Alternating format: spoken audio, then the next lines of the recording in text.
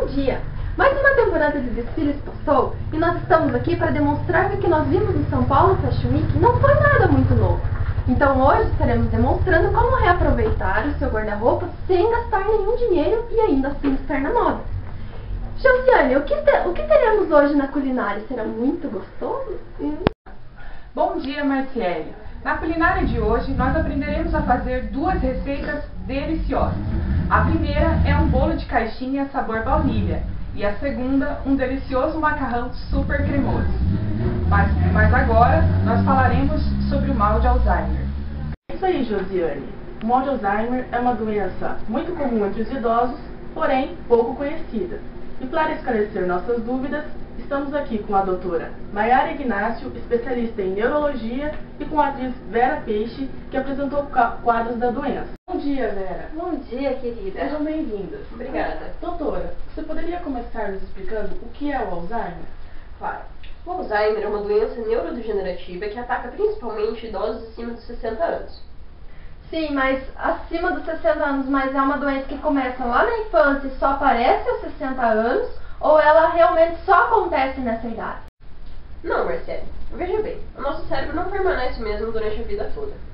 Na infância, a gente tem um número muito maior de neurônios do que quando é uma pessoa mais idosa. A partir dos 60 anos, esse número de neurônios já está muito pequeno, muito baixo, e o risco de Alzheimer se torna maior. O Alzheimer, ele ataca esses neurônios. Então, a partir do momento que você tem menos neurônios, eles vão ser os mais prejudicados, certo? E assim, conforme os neurônios são mais atacados ou menos, a gente pode definir em 3 fases da doença. A doutora comentou sobre as fases. Quais seriam essas fases e como é possível diferenciá-las? Então, a gente define as fases de acordo com o progresso da doença. Então, existe a fase inicial, a fase intermediária e a fase terminal. Na fase inicial, é realmente muito difícil comparar o cérebro de uma pessoa doente com o cérebro de uma pessoa normal. Mas é muito importante descobrir ela desde o começo no diagnóstico. A fase intermediária é quando a pessoa já começa a perder, além da memória de curto prazo, a memória de longo prazo. A pessoa começa a apresentar alguns problemas de movimentação, alguns até parecem meio desleixados só pelo simples fato de não terminar um movimento, por exemplo. E aos poucos ela acaba não reconhecendo mais os familiares ou amigos próximos. E isso pode aparecer ou na fase intermediária ou já na terminal. A fase terminal, a pessoa já está completamente dependente de um outro para ajudar ela e ela fica só de cama praticamente. Porque aí aparece incontinência urinária, ela já não consegue mais se banhar sozinha, ela não consegue levar um copo de água até a boca. Vera, como você se sente? Eu tô bem. Recentemente, você foi internada com alguns problemas de alcoolismo. Como sua família reagiu em relação a isso? Olha, os problemas de alcoolismo, o médico falou que eu estava bebendo demais, mas eu particularmente não me lembro de ter bebido. Nenhuma vez que ele falou. Ele falava que eu ficava mal, que eu ficava alterada, mas eu não me lembro disso, não aconteceu. Ele queria me expor com a minha família. Sei. E os seus filhos? Olha, a minha filha mais nova, ela tá com um problema sério, que ela teve que rapar o cabelo e ela tá fazendo tratamento e tal, apareceu até na TV ela chorando, coisa horrorosa. Mas Vera, isso aconteceu na novela. Não, como isso aconteceu na novela? Você não sabe o que é? Na novela sim, eu assisti. Você acha que eu não sei da minha vida? Tudo bem que eu sou uma pessoa pública, mas a minha vida não é tão exposta assim. Agora vamos mudar de assunto. Você sabe em que estágio da doença você se encontra? Ah, peraí, meu médico já anotou aqui pra mim. Eu tô no nível 2, fase 2, peraí. Fase 2. Fase 2 da doença. Doutora, poderia complementar para nós? Certo, realmente ela está nesse estágio da doença. A gente pode perceber isso já pelo nível de estresse que a gente acabou de presenciar. Olha aqui, eu não tô estressada, tá? É só porque eu não tive um dia bom. Calma, claro, tudo bem. A gente nunca deve contrariar, né, esse caso. Certo. Mas então, realmente ela está no estágio 2, até por causa dessa irritabilidade. E é claro que o alcoolismo também ajudou, né? porque o álcool, de uma certa forma, ele acaba fazendo danos ao cérebro similar ao Alzheimer. Então, uma coisa complementou a outra. Certo. Realmente, o Alzheimer teve influência do alcoolismo, sim.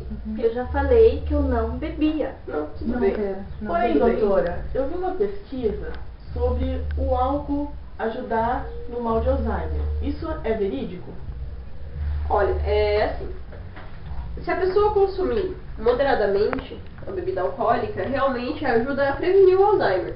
Um homem tomar por dia 2 cálices de vinho e uma mulher 1 cálice de vinho ajuda a prevenir sim o Alzheimer, porque melhora a circulação do cérebro e também porque conforme o tempo vai passando, o cérebro vai recebendo pequenos danos e ele já fica meio que vacinado para os danos do Alzheimer. Então, de uma certa forma, parece absurdo, mas não é. Realmente, a bebida com moderação ajuda a prevenir o Alzheimer, isso é um fato. Que bom, né? Doutora, essa doença tem cura? Não, infelizmente ainda não. E o tratamento, qual seria? Olha, o tratamento visa retardar o avanço da doença e tratar alguns dos sintomas principais da doença. Por exemplo, a gente pode receitar calmantes para os ataques de estresse do paciente e também a gente pode melhorar a função motora, né, através de medicamentos que fazem com que a pessoa fique mais flexível e mais disposta. Mas tudo depende do estágio da doença. A gente consegue fazer alguma coisa se tratado desde o início, desde a fase inicial. A partir do momento que já está na fase intermediária ou na fase terminal, fica cada vez mais difícil. Só que claro que é de paciente para paciente. Assim como eu tenho pacientes na fase inicial que já têm problemas de locomoção, existem pacientes na fase terminal que ainda falam fluentemente. Então, realmente, cada caso é um caso. Em relação, assim, de como lidar com essa doença, como os familiares, como eles devem agir em relação à doença? Olha, realmente, os familiares eles precisam de todo um acompanhamento psicológico e existem terapeutas ocupacionais, que são pessoas treinadas, já capacitadas para acompanhar esse tipo de caso. No seu caso, Vera, você tem alguém que faz o seu acompanhamento, o seu tratamento, algum familiar? A minha filha tá internada, né? Igual eu falei. Aí tem uma pessoa que fica lá em casa de branco. Deve ser algum enfermeiro, alguém que está te ajudando. Seu cabelo tá diferente? Você reparou nisso? Eu vi que a mulher falou que tava diferente antes da hora que eu entrei, mas eu não sei o que tá diferente. Agora olhando assim, eu acho que tá de outra cor, não tá de outra cor? Mas ficou. Então, ficou bom? Legal. Meu cabelo ficou bom? Ficou assim. Tá legal. Então, Vera, voltando ao assunto da sua doença, do Alzheimer, a tua família está acompanhando o teu caso, está te dando apoio? Como é que eles estão lidando com a doença? Daí, como eu falei antes, de novo, a minha filha tá internada e o Leãozinho não quer casar comigo, daí eu tô sozinha, assim, tem um médico. Você falou que é enfermeiro, né? Isso. O enfermeiro fica lá em casa comigo, daí eu tava naquela casa grande que tinha um monte de gente também, assim, que eles cuidavam bastante de mim. Na clínica que você estava? Isso, bem lá mesmo. Eles cuidavam assim de mim, eles me ajudavam a me arrumar e tal. Mas Certo. Então agora a tua família não está podendo te ajudar. Só no caso tem um médico acompanhando o teu caso. Você tá tomando teus medicamentos, tudo tá mantendo teu humor. Tá tudo tranquilinho então em relação a isso. eu tomo um monte de comprimido colorido. Né? Eu reparei que você está com um bloquinho na mão. O que você tem? O que você escreve nesse bloquinho? São algumas lembranças que você tem ou para que você carrega esse bloquinho? O cara de branco falou que é bom eu anotar pra me lembrar o que eu fiz, porque senão eu não lembro. Aí eu coloquei aqui que eu ia vir no programa e que era pra mim agradecer. Então, obrigado, por ter me chamado, porque o rapaz falou que eu só tava aparecendo como notícia ruim. Daí é bom ser chamada aqui pra aparecer assim como uma coisa boa. Tá certo, e esperamos que a senhora volte sempre para participar mais vezes também do programa. E nós vamos estar acompanhando também. Obrigada. A produção preparou algumas imagens para que o pessoal aí de casa possa esclarecer melhor o que é a doença. Ótimo. Então aqui nós temos a imagem de um cérebro normal, sem a doença, e do lado de cá um cérebro já doente. Notando que esse é um estágio terminal já da doença. E os giros, que aqui eram maiores, estão praticamente todos tomados pelos sulcos. A gente quase não consegue mais ver giros, ou seja, toda a atividade cerebral está comprometida por causa do Alzheimer.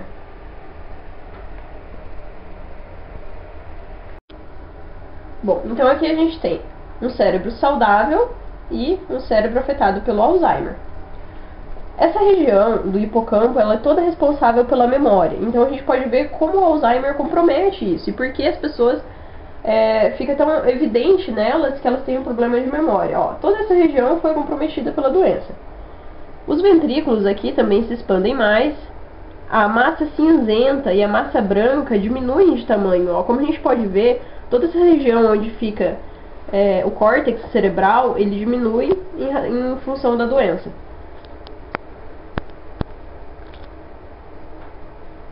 Bom, a gente pode perceber não só macroscopicamente, como também microscopicamente, a diferença que a doença faz nas células cerebrais. Nesse exemplo, a gente tem, do lado de cá, células saudáveis e do lado de lá, células com Alzheimer. Nesse caso, a gente pode notar esses emaranhados aqui, né? Eles são, na verdade, junção de proteína amiloide. Essa proteína, ela vive naturalmente na parte gordurosa das nossas células normais. Só que por uma razão ainda desconhecida, ela acaba formando esses emaranhados que são os responsáveis por impedir as sinapses. Ou seja, uma pessoa com Alzheimer, ela desenvolve essas placas e essas placas não deixam com que as sinapses ocorram. Por isso que ela acaba tendo tantos problemas. Bom, essa imagem, no caso, é uma aproximação maior daquela de antes, da placa. Cada voltinha dessa daqui é uma proteína. Então a gente pode ver como que milhões delas se juntam, porque quimicamente ela é uma proteína pegajosa. Então elas se juntam e formam essas placas que acabam impedindo as sinapses. Bom, nessa imagem aqui a gente tem a imagem de um cérebro no estágio inicial da doença. Ó. Como a gente pode perceber, toda essa região responsável pela memória, a região do hipocampo, já começa a ficar comprometida. Nesse caso, mais áreas estão sendo afetadas, não apenas a área da memória, como também aqui na frente, a área responsável pelo raciocínio. Então tudo isso acaba se comprometendo por causa da doença. E por fim, o estágio terminal, o cérebro já está praticamente todo comprometido. Principalmente a área da memória, a pessoa já não lembra de quase nada, nem mesmo dos familiares. E aqui toda essa região que é responsável pela movimentação motora, movimentação voluntária, já está também comprometida, a parte das emoções, do raciocínio. A pessoa acaba morrendo após essa fase, não pela doença, mas geralmente por um fator externo. Infelizmente, a nossa entrevista já está acabando. Queria agradecer a você, Vera. Muito obrigada pela participação. Menina. Quando quiser, me chama de novo. Chama sim, pode deixar. Muito obrigada, doutora, pela sua participação também. É contigo, Josiane. Depois do intervalo, voltamos com as nossas maravilhosas receitas. Não saiam daí que a gente volta já.